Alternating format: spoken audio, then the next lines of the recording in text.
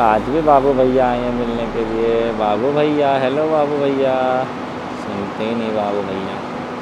बाबू भैया से ऊपर से बैठ बैठ के ना नीचे गद्दे गंदे कर देते हैं। Hello friends, welcome back to our YouTube channel Ghumakkad Master ji. तो दोस्तों, एक नए व्लॉग के अंदर में आप सभी का स्वागत है। और ये व्लॉग काफ़ी ज़्यादा इन्फॉर्मेटिव होने वाला है। लास्ट तक इस व्लॉग को पूरा देखें, और क्योंकि इसके अंदर में बीच बीच में काफ़ी ऐसी इन्फॉर्मेशन है जो आपको स्किप नहीं करनी चाहिए। और अगर कोई भी कोरोना पेशेंट आपको मिलता है और वो आइसोलेशन में जाने की बात कर सकता है, तो आप उसको प्रॉपर गाइड कर सकें। तो कुछ ऐसे ही जो पॉइंट्स हैं वो मैं इसके अंदर में बताने वाला हूँ, फैसिलिटीज़ के बारे में बताने वाला हूँ। तो जो बेसिकली आज की वीडियो है हमारी, वो वीडियो है हमारी क्या क्या हमारे को यहाँ पे फैसिलिटीज़ मिल रही हैं, क्या क्या हमारी गवर्नमेंट हमारे को फैसिलिटीज़ दे रही है, कहाँ कहाँ पे हम लोगों को पे करना है और कहाँ पे हम लोगों को पे नहीं करना है। तो ये सारी इन्फॉर्मेशन इसके अंदर मैं बताने वाला हूँ, तो एंड तक इस वीडियो को देखना। तो दोस्तों, जो हमारी फैसिलिटी नंबर 1 है, जो हमारे को फैसिलिटी मिलती है, सबसे पहले वो फैसिलिटी होती है हमारी टेस्ट की। तो आपको ये टेस्ट जो होता है वो टेस्ट दो तरीके के टेस्ट होते हैं। एक टेस्ट होता है हमारा रैपिड एंटीजन टेस्ट, और सेकंड जो होता है वो होता है RT-PCR टेस्ट। हमारे को रैपिड एंटीजन टेस्ट के लिए हमारे को पे नहीं करना होता। वो भी हमारी गवर्नमेंट ने किसी कम्युनिटी सेंटर्स के अंदर में कहीं पे भी अपना कैंप लगाया होता है, आप जाके वहाँ पे वो टेस्ट करवा सकते हैं, और विदिन 30 मिनट्स आपको उसका रिपोर्ट मिल जाती है। और दूसरा टेस्ट होता है हमारा RT-PCR टेस्ट, जिसका आपको पे करना पड़ता है। जो गवर्नमेंट एम्प्लॉयज़ हैं, जो बेनिफिशियरी हैं, उन लोगों को 2400 इस टेस्ट का पे करना पड़ा था। और उस टेस्ट से जो होता है वो टाइम लेता है टेस्ट, थोड़ा सा अप्रॉक्सीमेटली 24 आवर्स वो टेस्ट टाइम लेता है। और उसके बाद आपको उसकी रिपोर्ट मिल जाती है। विथिन 24 आवर्स आपको उसकी रिपोर्ट मिल जाती है। और वो टेस्ट जो होता है वो एकदम वैलिड टेस्ट होता है। उसके अंदर में अगर आपका नेगेटिव आए तो it means you are negative, और उसके अंदर में पॉजिटिव आए तो it means you are positive. तो उसके अंदर में कोई ऐसे स्कोप नहीं होता कि अगर आप पॉजिटिव हैं या फिर आप नेगेटिव हैं तो आप पॉजिटिव हो सकते हैं, तो ऐसा उसके अंदर में स्कोप नहीं होता है। तो ये टेस्ट की बात हो गई। इसके अंदर में भी हमारी गवर्नमेंट ने वो कर रखा है कि जो रेट है उसके वो कम करवा दिए हैं, वो 2400 कर दिए हैं। पहले काफ़ी ज़्यादा रेट थे इसके। फिर उसके बाद बात करते हैं दोस्तों कि हमको कोविड हो गया, हमारे को कोरोना वायरस हो गया, हमारे को सेंटर तक पहुंचना है, लेकिन हमें सेंटर आना क्यों पड़ता है, सबसे मेन चीज़ ये है। तो इस चीज़ के बारे में जानते हैं सब। तो दोस्तों, बात कर रहे हैं इसके अंदर में कि हम यहाँ पे क्यों आ रहे हैं, क्यों आइसोलेशन में हमको यहाँ पे रहना पड़ रहा है, हम अपने घर के अंदर में क्यों नहीं रह सकते अपने परिवार के साथ में। तो दोस्तों, आप अपने परिवार के साथ में भी रह सकते हैं, लेकिन उसके लिए आपके घर के अंदर में आपके लिए एक सेपरेट रूम होना चाहिए और एक सेपरेट वॉशरूम होना चाहिए, जिसका यूज़ केवल आप ही करेंगे जब तक आप आइसोलेशन के अंदर में हैं, और आपको कहीं बाहर नहीं जाना, और आपके फैमिली वाले आपके कांटेक्ट में ना आए। अगर ये कुछ पैरामीटर्स हैं, अगर आपका घर जहाँ पे आप रहते हैं ये फुलफ़िल होते हैं वहाँ पे, तो आप अपने घर के अंदर में रह सकते हैं। लेकिन अगर ऐसी चीज़ नहीं है कि आपके पास में 2 रूम तो हैं लेकिन वॉशरूम एक ही है, तो आप लोग अपने घर के अंदर में नहीं रह सकते। दूसरी चीज़ ये है कि घर के अंदर के सारे जितने भी मेंबर्स हैं वो सारे के सारे पॉजिटिव हैं, तो आप लोग अपने घर के अंदर में ही होम आइसोलेट हो सकते हैं। अदरवाइज़ अगर आपके साथ में ये सिचुएशन नहीं क्रिएट हो रही है और एक बंदा पॉजिटिव आया और एक बंदा नेगेटिव आया है, तो फिर आपको होम आइसोलेशन का फैसिलिटी अवेलेबल नहीं होगी जब आपके घर में केवल एक ही वॉशरूम होगा और एक ही रूम होगा। तो अगर आपके घर के अंदर में 2 वॉशरूम 2 रूम हैं, तो आप ईज़िली घर के अंदर में क्वारंटीन हो सकते हैं। तो आइसोलेशन की बात यहाँ पे घर वाली हो गई कि घर पे क्यों नहीं रह सकते। अब उसके बाद दूसरी चीज़ आ जाती है, हमारे को अगर ऐसी चीज़ है तो हमको कोविड केयर सेंटर तक छोड़ेगा कौन। तो जो आपके जैसे आपका टेस्ट पॉजिटिव आता है तो आपके एरिया के जो हेल्थ केयर सेंटर है उसको ये पता चल जाता है, और वो सीधा आपके पास आते हैं, आपसे मिलते हैं, आपका पूरा डाटा ट्रैक करवाते हैं कि आप कहाँ गए थे, क्या वो आपका BP सारी चीज़ें, वो चीज़ भी नोट डाउन करते हैं वो वहाँ पे उस टाइम पे। और उसके बाद वो आपके लिए एम्बुलेंस अरेंज करते हैं, और एम्बुलेंस आपको कोविड केयर सेंटर तक छोड़ कर आती है। तो उसके लिए आपको कुछ पे नहीं करना होता, वो भी गवर्नमेंट आपके लिए पे कर रही है उस चीज़ के लिए। तो आपको केवल उसके अंदर में बैठना है और बैठ के कोविड केयर सेंटर तक आना है। तो एम्बुलेंस आ गई लेने के लिए, हम क्वारंटीन होने जा रहे हैं हम लोग छतरपुर। फिर उसके बाद का जो प्रोसेस है वो है, जब आप कोविड केयर सेंटर के अंदर में आ गए, आपने मेरी लास्ट वीडियो के अंदर में देखा होगा, कोविड केयर सेंटर के बाद हमको रजिस्ट्रेशन करवाना होता है। रजिस्ट्रेशन के लिए हमारा BP सारी चीज़ें नोट डाउन होती है, हमारा मोबाइल नंबर, आधार कार्ड नंबर, ये सारी चीज़ें वहाँ पे हमारे को नोट डाउन करवानी होती है, बताना होता है। वो BP हमारा सब कुछ यहीं पर ही नोट डाउन होता है, यहीं पर ही सारी चीज़ें होती हैं। जब हमारा रजिस्ट्रेशन हो जाता है उसके बाद क्या होता है, उसके बाद हम लोगों को यहाँ पे की ड्रेस दी जाती है। जैसे ये कपड़े आपने देखे मेरे कि ये कपड़े पहनने पड़ते हैं यहाँ पर आके, ये कंपलसरी है, आपको ये चीज़ पहननी पड़ेगी। तो आपको यहाँ पर आके इनके कपड़े पहनने पड़ते हैं। फिर उसके बाद आपको दिया जाता है एक डाबर का च्यवनप्राश, सेहत बनाने के लिए, इम्यूनिटी स्ट्रॉन्ग करने के लिए। फिर उसके बाद हाइजीन के ऊपर बात करते हैं तो यहाँ पे आपको सोप दिया जाता है, एक आपको डाबर का ही टूथपेस्ट दिया जाता है, ब्रश दिया जाता है और शैम्पू दिया जाता है। आपको पीने के लिए यहाँ पे जूस दिया जाता है। तो आपको ये सारी फैसिलिटीज़ जो हैं वो बाहर रजिस्ट्रेशन डेस्क पे ही अवेलेबल हो। तो जब हम आते हैं यहाँ पे कोविड सेंटर के अंदर में आते हैं तो दिमाग के अंदर में यही, जहन के अंदर में यही सारी की सारी चीज़ें चल रही होती हैं। यार कैसे सोने को मिलेगा, कहीं नीचे तो नहीं सोना पड़ेगा, कैसा बेड होगा, गंदगी होगी, कैसा पिलो होगा, कैसी बेडशीट होगी, ये सारी चीज़ें हम अपने हाइजीन के बारे में सोचने लग जाते हैं। वॉशरूम कैसा होगा, तो दोस्तों और गर्मी तो नहीं लगेगी, गर्मियों का टाइम चल रहा है, गर्मी तो नहीं लगेगी, सारी चीज़ें इंसान अपने दिमाग के अंदर में कैलकुलेट करने लगता है कि मैं किस तरीके से सोऊंगा। तो जब मैं अंदर एंटर कर रहा था तो एंटर करते के साथ में मुझे बहुत ही अच्छा फ़ील हुआ था। क्योंकि पूरा का पूरा जो ये कैंप बनाया हुआ है वो पूरा कैंप हमारा जो है फुल्ली एयर कंडीशन है यहाँ पे, ठीक है। यहाँ पे पूरी की पूरी एसी की फ़ैसिलिटीज़ है, साथ ही साथ फ़ैन की फ़ैसिलिटीज़ है। तो मैं दिखाता हूँ आपको यहाँ पे एसी का सेटअप किस तरीके से लगाया गया है। तो दोस्तों ये है यहाँ पे का एसी का सेटअप, ये पूरा एसी का सेटअप लगाया गया है यहाँ पे सबके लिए। और जैसे कि आप देखोगे पूरा एसी का सेटअप लगाया गया है एकदम एंड तक, ये दोनों साइड के लिए लगाया गया है, ठीक है। और यहाँ पे फैंस भी अवेलेबल हैं, ये फैंस भी अवेलेबल हैं यहाँ पे सारे के सारे, एकदम लास्ट तक आपको सारे फ़ैन मिलेंगे। बैक साइड पे वो वाले सेक्शन के लिए बीच में इन काफ़ी सारे एसीज़ लगाए गए हैं।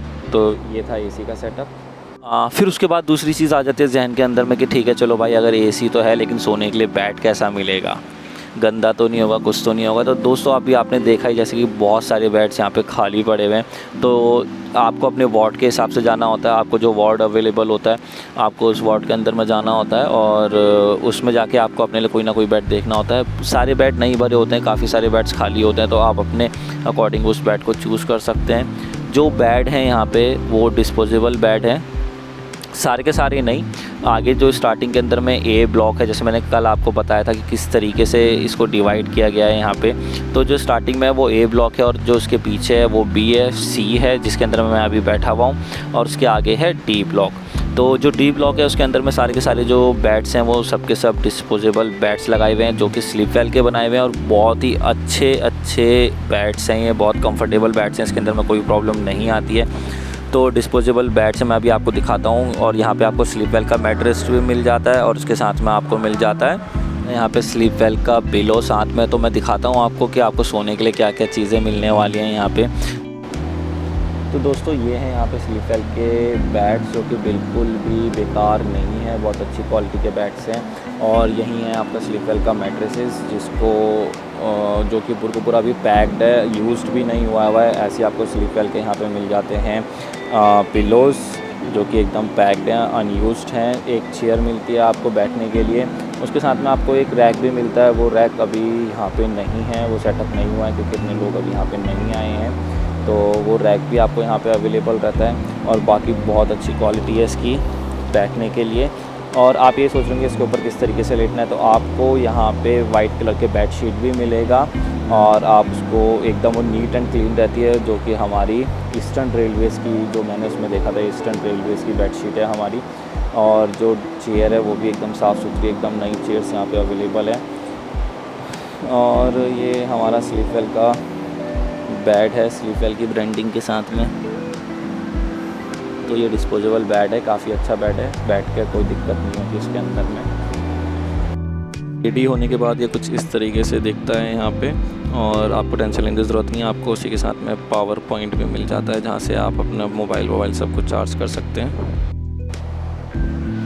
तो दोस्तों ये तो बात हो गई हमारे सोने के लिए कि हमारे सोने का इंतज़ाम किस तरीके से, तो वो बहुत अच्छा इंतज़ाम है यहाँ पे, उसके अंदर में कोई दिक्कत नहीं है। काफ़ी डिस्टेंस के अंदर में आप लोगों के बेड्स एक दूसरे के साथ में लगे रहते हैं। फिर आते दोस्तों और हाइजीन की बात करते हैं हम, तो यहाँ पे वॉशरूम्स, और जो मैंने अपनी लास्ट वीडियो के अंदर में दिखाया भी था कि हमारे यहाँ पे इंडियन वॉशरूम भी है, वेस्टर्न वॉशरूम भी है यहाँ पे, और उसके बाद नहाने के लिए बाथरूम्स भी काफ़ी ज़्यादा क्लीन रहते हैं। जितने भी यहाँ पे वर्कर्स हैं हमारे, वो काफ़ी अच्छे से काम कर रहे हैं और बहुत अच्छे से साफ़ सफाई का ध्यान दिया जाता है। यहाँ पे सैनिटाइज़ होती रहती हैं चीज़ें यहाँ पे, उसके बाद पोछा वोछा ये सारी की सारी चीज़ें बहुत अच्छे से लगती रहती है। अभी रात के टाइम पे भी क्लीनिंग होती रहती है, जैसे ही जो पेशेंट्स होते हैं वो सो जाते हैं तो उसके बाद ये भैया लोग सारे क्लीन करते रहते हैं।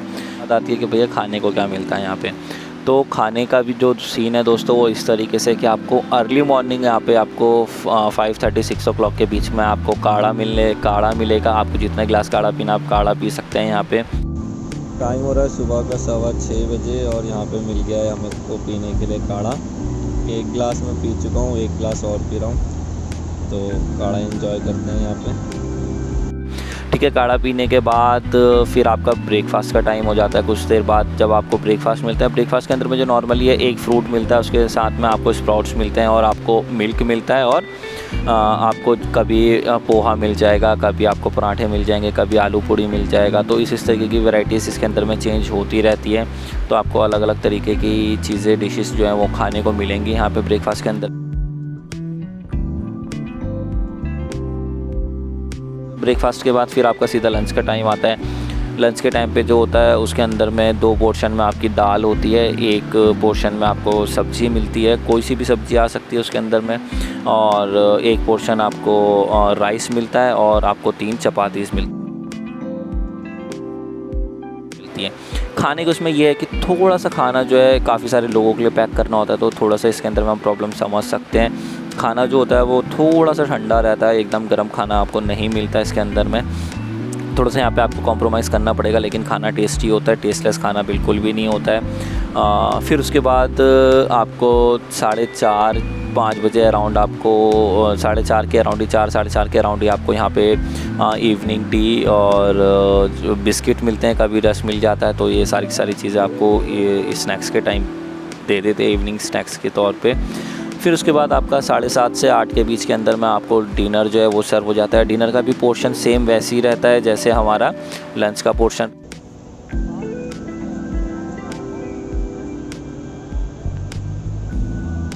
रहता है, लेकिन एक दिन छोड़ के एक दिन यहाँ पे आपको जो है मीठा सर्व किया जाता है। मीठे के अंदर में जैसे जब से मैं आया हूँ तो मैंने को फर्स्ट डे सेवैयाँ, मीठी सेवैयाँ मिली थी विदाउट मिल्क, और सेकंड टाइम पे मेरे को जो मिला था वो मिला था राइस, जो गुड़ का राइस होता है वो बना के। तो ये एक स्पेशल डिश है यहाँ की, राइस जिसके अंदर में गुड़ डाल के दिया इन्होंने, काफ़ी अच्छा टेस्ट आ रहा है सौंफ के साथ।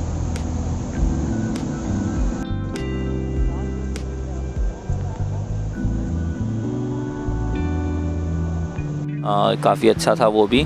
और फिर जो आज के दिन ही आज मिला था हलवा खाने के लिए तो खाना काफ़ी ज़्यादा टेस्टी था, खाना बेकार नहीं था बिल्कुल भी, खाना काफ़ी अच्छा था। आपको भी खाना पसंद आएगा, ऐसा कुछ नहीं है। तो ये थी यहाँ पे खाने की हमारी फैसिलिटीज़ जो हम लोगों को यहाँ पे अवेलेबल है। अगर आपको भूख लगती है आप दोबारा से मांग सकते हैं। अभी तक मैंने मांगा नहीं है दोबारा से, क्योंकि मेरा एक बारी में पेट भर गया था। खाने वाले का इंतज़ाम है वो सारा का सारा हमारे राधा स्वामी सत्संग वाले ही इस चीज़ को ऑर्गेनाइज़ कर रहे हैं, और वो ही ये सारी चीज़ें दे रहे हैं हम लोगों को। काफ़ी अच्छी फैसिलिटी दी है उन्होंने, काफ़ी हाइजीन के साथ में खाना आता है, इस चीज़ के लिए उन लोगों को थैंक यू।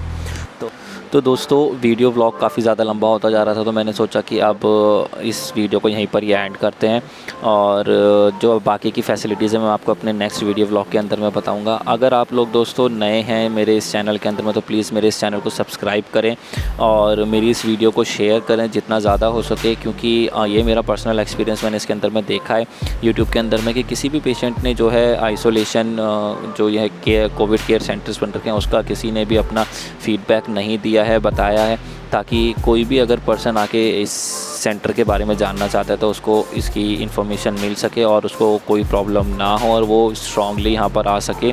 बिना किसी हिचकिचाहट के उसको सारी चीज़ें पता रहें। तो मैंने अपनी इस वीडियो के अंदर में सारी चीज़ें दिखाई हैं, जो चीज़ें हमारी बेसिक नीड्स हैं वो सारी इस चीज़ के अंदर मैंने बताया है डिटेल में। और एक लास्ट एक जो मैं आप लोगों के साथ में चीज़ बोलना चाहता हूँ आप लोगों से, कभी भी आप लोगों के अंदर में सिम्टम्स आपको दिखते हैं तो दोस्तों आपको सबसे पहले अपने आप को आइसोलेट करना है, आपको अपनी फैमिली से अलग होना है, आपको औरों से अलग होना है। और अगर वो चीज़ बढ़ती है तो दोस्तों बढ़ती क्या है, अगर आपको इस तरीके का आता है तो आपको अपना टेस्ट करवा लेना चाहिए, ताकि आपकी वजह से किसी और को ये प्रॉब्लम ना फेस करनी पड़े और वो इस प्रॉब्लम के अंदर में आएँ। क्योंकि हम यंगस्टर्स जितने भी हैं सारे के सारे इस चीज़ से ओवरकम हो जाते हैं, लेकिन ये थोड़ा सा डेंजरस हो जाता है जब किसी एजिड और किसी एक छोटे बच्चे को होता है, तो उनका इम्यूनिटी सिस्टम इतना स्ट्रॉन्ग नहीं होता है अभी। तो हमको इस चीज़ का ध्यान देना चाहिए दोस्तों, कभी भी कुछ भी इस तरीके का होता है तो हम लोगों को फ़ौरन अपना टेस्ट करवाना चाहिए और हमको अपने आप को आइसोलेट करना चाहिए, चाहे वो हम अपने घर पे करें, चाहे वो हम यहाँ पे कोविड केयर सेंटर में करें दोस्तों।